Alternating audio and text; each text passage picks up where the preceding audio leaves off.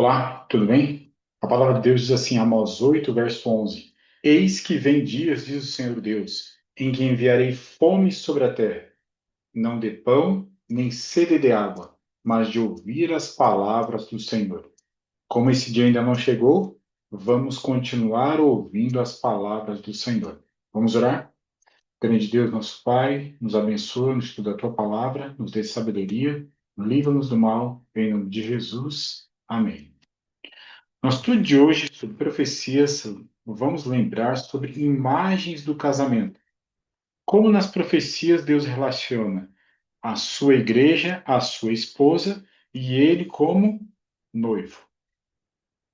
A palavra de Deus diz assim: Então o anjo me disse: Escreva, bem-aventurados são aqueles que são chamados à ceia das bodas do Cordeiro.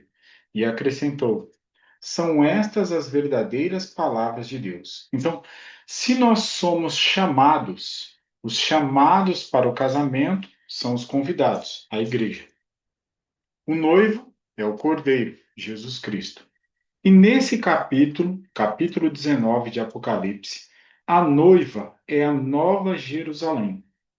Estamos no livro de símbolos, então nós somos chamados para a ceia das bodas, para o casamento do Cordeiro.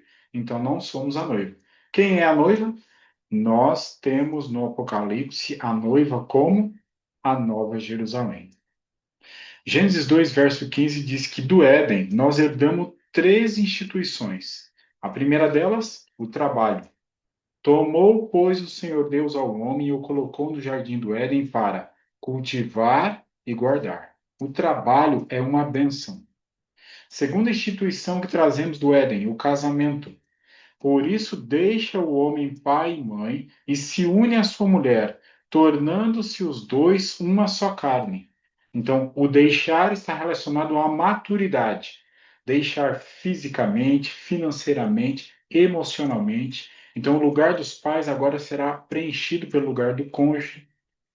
Unir está relacionado ao casamento religioso, civil, a regularização diante da sociedade. E o tornar-se está relacionado com a intimidade do casal. Então, essa é a sequência de segurança bíblica: deixar, unir, tornar-se. Inverter qualquer uma das partes é problema. Terceira instituição que trazemos do Éden, o sábado. E abençoou Deus o dia sétimo e o santificou, porque nele descansou de toda a obra que, como Criador, fizera. Então, Cristo e a sua igreja estabelecem um modelo para o relacionamento no casamento. Maridos, amai vossa esposa como também Cristo amou a igreja e a si mesmo se entregou por ela. Mas, em diferentes momentos da Bíblia, Deus relaciona o seu povo, a sua igreja, à infidelidade, infelizmente. Vamos citar alguns momentos. Ezequiel 16 traz um deles.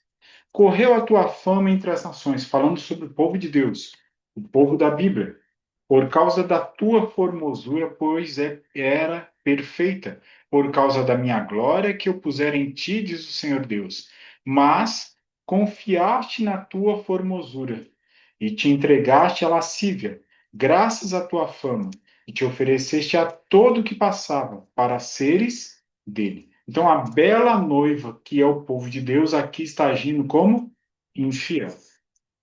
Temos também a história de Oséias, a história real de Oséias. Lá diz assim: quando pela primeira vez falou o Senhor por intermédio de Oséias, então o Senhor lhe disse: Vai, toma uma mulher de prostituições e terás filhos de prostituição, porque a terra se prostituiu desviando-se do Senhor. Percebeu? Deus relaciona a infidelidade de seu povo à prostituição. Ela está relacionando-se com outros deuses. Oséias 3 reafirma essa situação. Disse-me o Senhor: vai outra vez, ama uma mulher, ama amada de seu amigo e adúltera. Como o Senhor ama os filhos de Israel, embora eles olhem para outros deuses e amem bolos de taças. Então, agora, através de Oséias, Deus vai representar que ele continua amando o seu povo infiel. Então, ele pede para o profeta se casar com aquela mulher que hoje está agindo em prostituição, está sendo adúltera. Era a maneira de apresentar diante do povo como Deus estava novamente buscando a Israel. Então, ser profeta não é nada fácil. Terceiro momento, o Apocalipse chama a infidelidade de sua igreja a uma grande meretriz. Veio um dos sete anjos que tem as sete taças e falou comigo, dizendo: Vem, mostrar-te-ei o julgamento da grande meretriz, que se acha sentada sobre muitas águas. Águas no Apocalipse são povos, multidões. Apocalipse 17, verso 15. Com que se prostituíram os reis da terra. Então, essa grande meretriz está vestida com roupas brilhantes. Ela está lembrando o sumo sacerdote no seu trabalho diário como advogado, trabalhando para resolver o problema do perdão de pecados. Então, a igreja infiel no Apocalipse também age, enganando as pessoas, agindo como se estivesse perdoando pecados. Apenas para relembrarmos, né? A roupa que era usada diante da Arca da Aliança não era roupa dourada, era uma roupa branca, sagrada, de acordo com Levítico 16.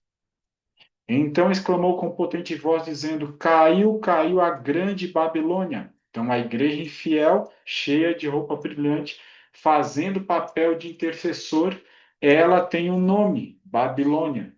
Ouvi outra voz do céu dizendo: Retirai-vos dela, de Babilônia, povo meu. Então, Deus tem povo dele em Babilônia, que é fiel ao conhecimento que eles têm.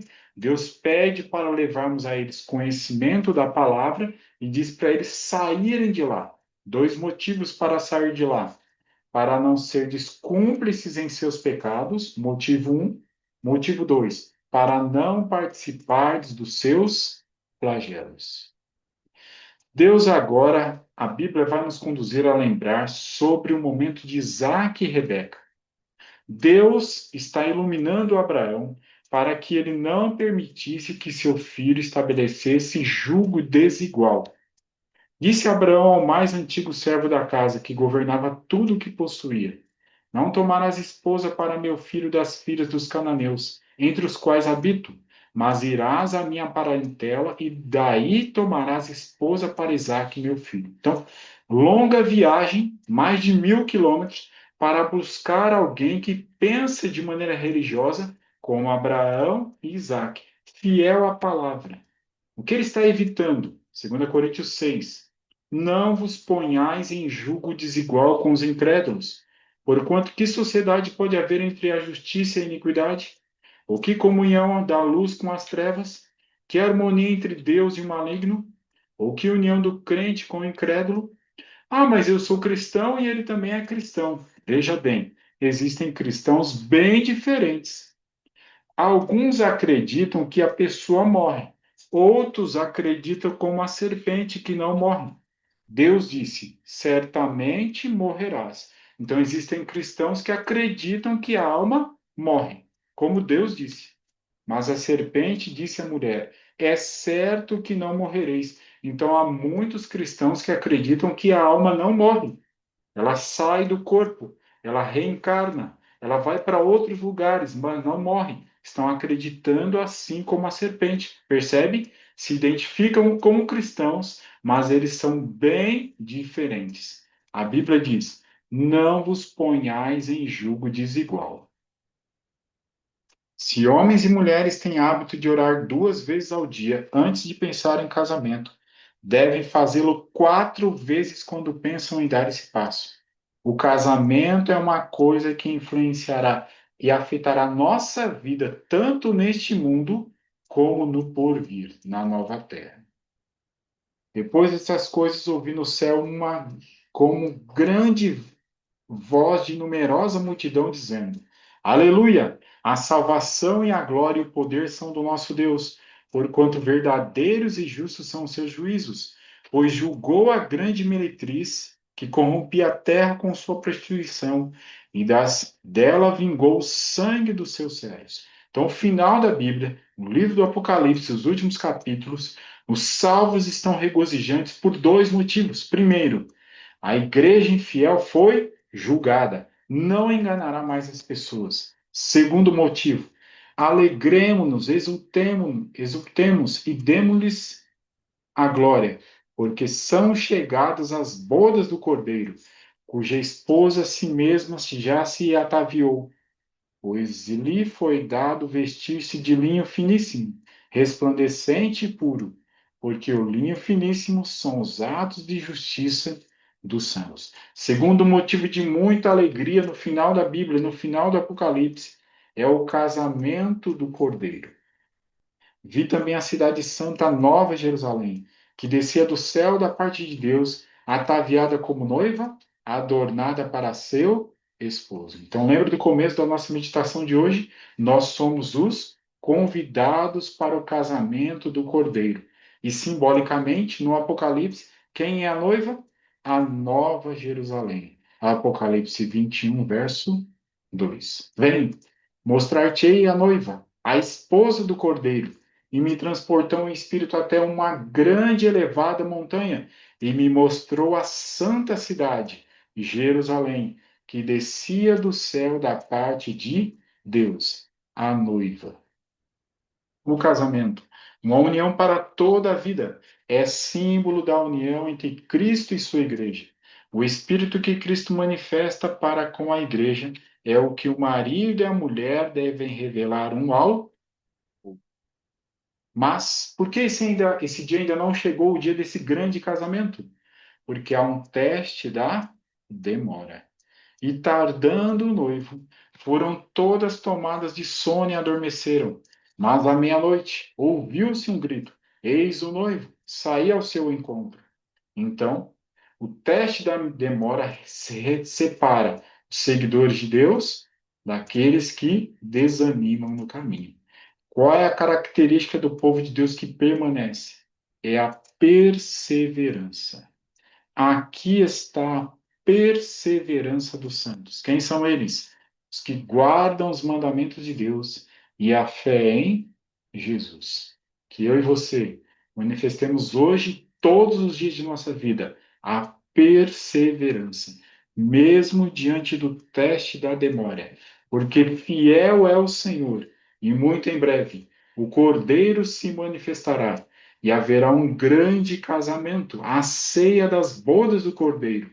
O Cordeiro, Jerusalém e nós, os convidados. Vamos orar?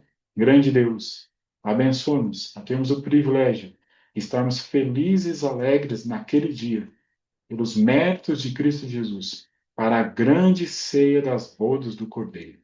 Ajuda-nos a compartilhar essa verdade com mais pessoas. Nós oramos em nome de Jesus. Amém.